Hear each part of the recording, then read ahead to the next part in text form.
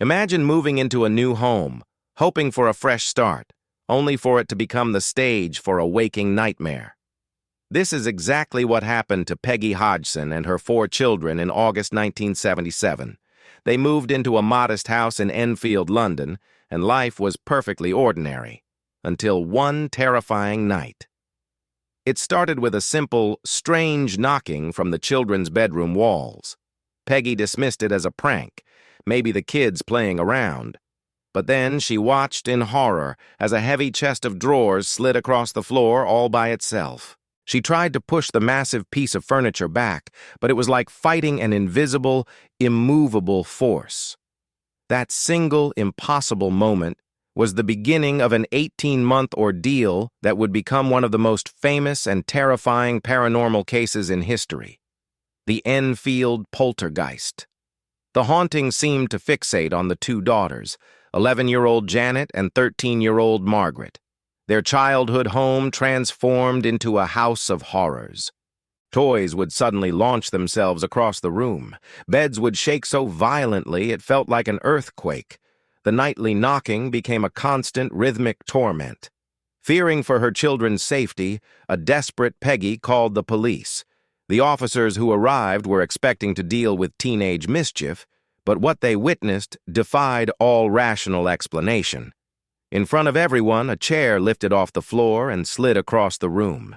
The officer was so shaken, she filed an official report documenting the paranormal event. It didn't take long for the local media to catch wind of the story. Soon, the Hodgsons' home was swarming with reporters, all eager to capture the Enfield ghost. One photographer, Graham Morris, got a painful taste of the haunting when a Lego brick flew through the air and struck him squarely on the forehead, leaving a visible mark. The case attracted the attention of the Society for Psychical Research. Investigators Maurice Gross and Guy Playfair arrived, determined to document and understand the phenomenon. They set up cameras and audio recorders all over the house, hoping to capture concrete evidence. They didn't have to wait long. Late at night, loud, aggressive knocks erupted from the walls, the ceilings, and even from inside the furniture itself. But the most disturbing development was the change in young Janet. Her personality, her facial expressions, and most shockingly, her voice, began to transform. She claimed someone else was speaking through her. This entity introduced itself as Bill, a man who gruffly claimed he had died in that very house. In a deep, guttural growl that seemed impossible for a young girl, the voice rasped, "I went blind and had a hemorrhage, and I died on that chair in the corner." Voice experts later analyzed the recordings and confirmed that Janet couldn't have faked it. The sound was being produced by her false vocal cords, something most people can't consciously control. The paranormal activity escalated, all while the cameras and recorders were rolling. Marbles, spoons, and toys would launch themselves across rooms as if thrown by an unseen hand. Investigators watched, completely stunned, as a curtain twisted itself into a tight knot. Then came the levitations.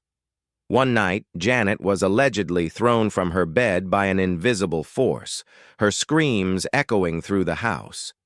Neighbors reported hearing the terrifying commotion through the shared walls. The investigators managed to capture photographs that appear to show Janet levitating mid-air, hovering above her bed. Skeptics, of course, argued she was just jumping. But the multiple witnesses who were there swore they saw her float, suspended by an unknown power. The haunting became more personal, more malicious. Voices would taunt the family, their disembodied laughter echoing through the halls. The entity, or entities, as it sometimes claimed to be a group of spirits, grew bolder. Furniture would stack itself into precarious towers, doors would lock on their own, and toys would fly like missiles. Peggy Hodgson was beginning to fear for her family's lives and for her own sanity. The media dubbed it Britain's most documented haunting, and for good reason. Gross and Playfair practically lived in the house for months, compiling an unprecedented amount of evidence. They recorded hundreds of hours of strange voices and documented countless physical disturbances.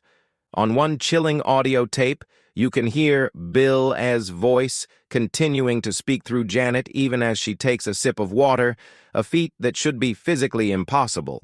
The investigators personally witnessed heavy furniture tipping over and objects flying across rooms. In one of the most frightening moments, a curtain wrapped itself tightly around Janet's neck, choking her. The girl screamed in terror, and the fabric only loosened after the frantic investigators began to pray. Janet started slipping into deep trances, her eyes rolling back into her head as different voices spoke through her. The family, desperate for any kind of help, brought in religious figures to bless the home. Each time, the haunting would stop for a few days, giving them a brief, false sense of hope before returning with even greater intensity. Of course, there were skeptics. Many accused the girls, particularly Janet, of faking the entire thing for attention. They claimed it was an elaborate hoax, but the sheer volume of evidence and the number of credible witnesses made that theory hard to swallow. The investigators, who were initially looking for fraud, couldn't explain the hundreds of recorded phenomena.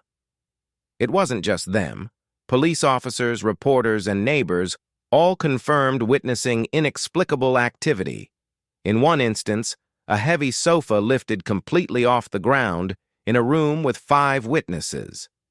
The case became an international media sensation, dividing the public between fervent believers and staunch skeptics. But for the Hodgsons, this was never about fame. All they wanted was peace. Janet later recalled feeling constantly watched even when she was outside the house. At night, she'd wake to a terrifying whisper calling her name. "Janet, Janet, you belong to us," it would say. Her mother could only beg the entity to leave her children alone. The family was so terrified, they moved all their beds into one room, huddling together for safety through the long, dark nights. The investigators documented physical evidence beyond just moving objects. They found unexplained scratch marks on the girl's skin and recorded sudden, dramatic drops in temperature in active areas of the house. Objects would materialize out of thin air, keys, coins, and marbles just appearing on the floor. The girls reported being slapped, pinched, and even having their hair violently pulled by invisible hands, often in full view of the research team. One time, a heavy dresser tipped over, heading straight for Janet, only to stop mere inches from her face. The audio tapes captured voices claiming, "This is my house," followed by bursts of eerie, chilling laughter. Multiple religious exorcisms were attempted. Each time, the activity would cease, only to return with a vengeance, as if angered by the attempt to banish it. Janet's health deteriorated. She became pale, exhausted, and hollow-eyed. Doctors examined her repeatedly, but found no medical explanation for her condition and no signs of fakery. The torment became so unbearable that the family considered moving, but with little money, they were trapped in their own home. Then, after 18 long, terrifying months, the activity began to slow down. By 1979, the house on Green Street grew quiet again. The constant barrage of paranormal attacks had ended, but the family was forever changed. Years later, in interviews, Janet whispered, "It's still here." She said she could sometimes still hear the faint voice of Bill at night. Was it mass hysteria? An elaborate prank that went too far? Or was it something demonic, a genuine possession? To this day, the Enfield Poltergeist case remains one of the most debated and studied hauntings in modern history. Experts still review the tapes and photographs, unable to provide a definitive, rational explanation for everything that occurred. The family never profited from their story. All they were left with was trauma. The house at 284 Green Street still stands, looking ordinary from the outside. Current residents report no activity, or perhaps they've chosen to remain silent about what goes on behind closed doors. In 2016, the film The Conjuring 2 brought the Hodgsons' terrifying story to a new generation. While the movie certainly dramatized some events, the core of the story was terrifyingly real. A grown Janet Hodgson has always maintained that what her family experienced was genuine. "It wasn't us," she stated firmly. "It was something evil, and it wanted to hurt us." The pain is still visible in her eyes when she recalls those nights in Enfield. Many people believe the haunting was real while others remain doubtful, but no one can deny the incredible mountain of evidence. Hundreds of hours of audio recordings, testimony from over 30 independent witnesses, and those infamous photographs. Even hardened skeptics have had to admit that something profoundly strange and unexplainable took place in that small London house. Paranormal researchers consider it one of the most verified hauntings in history. It seems the spirit world, or whatever it was, left an indelible mark on Enfield.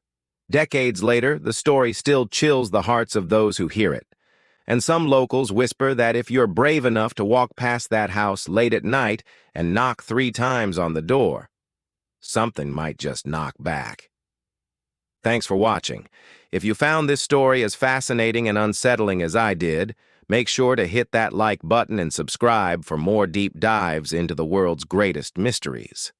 Let me know your thoughts on the Enfield case in the comments below. See you next time.